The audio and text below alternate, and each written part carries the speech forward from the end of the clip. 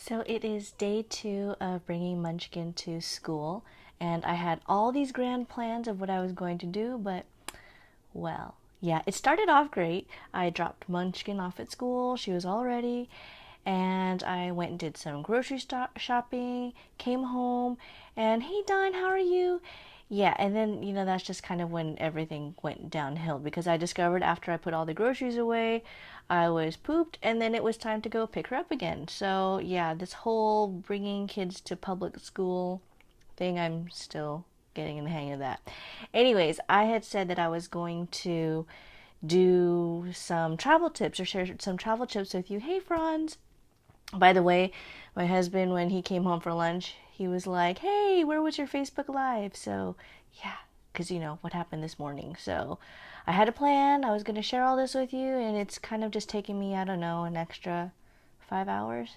But, anywho, let's get started. So, I have just a few basic tips to share if you're doing any air travel. You might have already done some air travel for the summer, but maybe you have a little bit more coming up, or maybe you decided to hold off and do it a little bit later. So it can get a little bit frustrating when you're dealing with packing and the family and getting things done and what did you forget and blah blah blah blah. So here are a few tips that might help. The first thing that you'll want to do once you have your flight confirmed is you'll want to make sure you either screenshot or star, highlight, mark important, whatever, that email on your phone, on your computer, whatever, so that you can easily reference it when you need it, because guaranteed you will need that confirmation number when you're trying to do other stuff. Second of all, you want to make sure that you go into your account, your frequent flyer miles account for whatever airline you're flying, and make sure the information is correct. You'll want to make sure that your name is the same as what's on your driver's license, as well as the flight information. And then really important, make sure you check the flight. Did I just say the flight information? Yeah. Oh, check your frequent flyer miles that is actually attached onto your ticket, as well as your known traveler number. My goodness, I can't talk today. If you don't know what a known traveler number is, we'll get to that. I may get to a little bit today, but I'll go more into detail on another Facebook Live. So, but you'll want to make sure that you have your account number attached to your flight, as well as that known traveler number. Then another thing that you'll want to do is make sure you download that particular airline app on your phone. It will make it so much easier when you are checking in. Then you can have your, what is that called? What is that called? I know you know what it's called. Your boarding pass. Your boarding pass. You want to make sure that you can be able to pull up your boarding pass on your phone, because it just makes it so much easier than paper. It just really is. And then you can check in and skip the kiosk, and it's just so much easier. And then you can also check if there are any updates to your gate. Check it to see what your seat is, everything else like that. So you'll want to make sure that you download the app for the airline that you will be flying with. Now here's a note. If you are flying on Virgin America, because of the whole buying merger thing, you will want to make sure to check that information we talked about earlier on Alaska Airlines as well as on Virgin America. I have flown before on Virgin America. I had everything in my Alaska account, my miles, my known traveler number. And then when I went to check in, none of it registered through the Virgin America app. So make sure you double check that. Another thing you'll want to do is, if you haven't heard of TripCase, that's a great program, a great service. It's free, that will allow you to check the most recent updates on your flight, as well as you can share it. So once you sign up for that, if it doesn't automatically populate in your TripCase, you can follow the directions on the site and email the flight confirmation email, forward that over to TripCase, and it'll register all of that. Then once you do that, you can share it with your family. So when I'm traveling for work, I often do this with my husband. So he has a record of how my flight is, whether I'm getting in late or early for picking me up. And he also just kind of he kind of knows what's happening with my trip.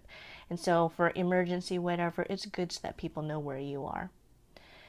Then let's see, I have my little list here. So if you see me looking down, I don't remember all of it. When you're packing, you'll want to use a checklist. This is so helpful because guaranteed you'll either forget something or think you forgot something. So a checklist is really important. Have I put together one for you yet? Not yet. I do have one that I keep on my, I use on Google Keep, and I have it on my phone, but I haven't actually made one yet. So I will try to do that soon. If you can, try to fly with just a carry-on. That just makes everything so much easier. You can have I prefer to use a hard-sided rollerboard, I think they call, case. I like to have it with the 4 wheels, but the hard side is really nice because then you can squish it as much as possible and it will still fit in the overhead bin. Then you can also have another personal item, which I like to use a backpack, or sometimes I'll pack an extra bag inside my luggage in case I have a lot of extra stuff, because the backpack I use isn't that big, but I like that it holds on to the handle of my rolling suitcase. But if I have a lot bringing back with me, I can just stuff it in this other bag. Let's see. Make sure you bring an extra battery pack, just because you don't know if there's going to be an outlet on the plane, and if it's a long plane ride, you might get really bored. Let's see. Personal packing cubes. I'm kind of half-half on those. Sometimes they're really great and helpful. Other times they just get in the way. So something you can look into if you like organizing things and keeping everything in its little space. And it's nice for organizing the different families' items, but you don't have to do it. Okay, so I don't want to go on too long for that. Next time I will talk to you about, we have coming up, talking about the TSA pre-check, which is fantastic and awesome, and you should totally get that. Another one is a service called Clear, and it's not cheap, but there are discounts, and it can help you get through that security line in like 5 minutes. And yeah, that has happened to me a ton of times, and it saved me so often. So I will tell you more about that. Now, on the plan for tomorrow is talking about traveling with food allergies. So I don't know if I'll do it tomorrow or if I'll do the TSA Clear thing tomorrow. We'll see.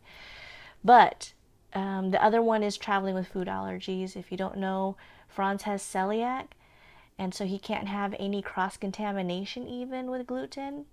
And for me, a few months ago, I developed dairy allergies. So that has made it really hard to travel, because part of the fun of traveling is the food, but it's no fun if you get sick on your trip.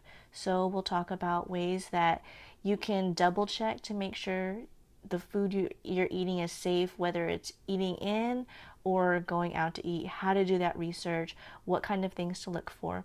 And so we'll talk about that. If you have anything else, let me know. Other things that I'll be talking about, but that will be on the brand side for other bloggers who I'm friends with, is talking about going on brand trips. I don't go on them all the time, but I have been on several, and I've learned a lot along the way. Now, there are some that may have not been on their first trip yet, and I say yet because you very likely will at some point, and this way it'll take just some of that anxiety of not knowing what to expect. So yeah, a few things on the horizon. I've got a big old long list, and it's just a matter of actually getting to it and talking about it. And even right now, you'll see it's not always easy to get on Facebook Live. It's not always the perfect conditions, especially if you have a family. Being that it's the second day of my daughter's public school since kindergarten, and she is now a junior in high school, she's actually taking a nap. She was super tired. She just fell asleep on the sofa, and I told her to go to sleep because she'd get a crick in her neck. So that is why I'm hiding out in the bedroom, and I have my microphone on. Oh, I just stuck my finger on the microphone, because I don't want to wake her up. Tomorrow she has a long field trip. We actually have to bring her to school at 7, and she won't be back till 5. So I told her to take a nap, but I want to let her sleep a little bit. And yeah, so I will talk with you soon. Let me know if you have any comments, things that you would like to know, any tips that you have for me that might help, because I am not the tip-top travel expert, but just speaking from experience. So I hope you guys all have a good Thursday. It is Thursday. It is Thursday? Yeah, it's Thursday. Okay. So have a good Thursday. And if all goes well, I will talk with you tomorrow. Okay? Bye.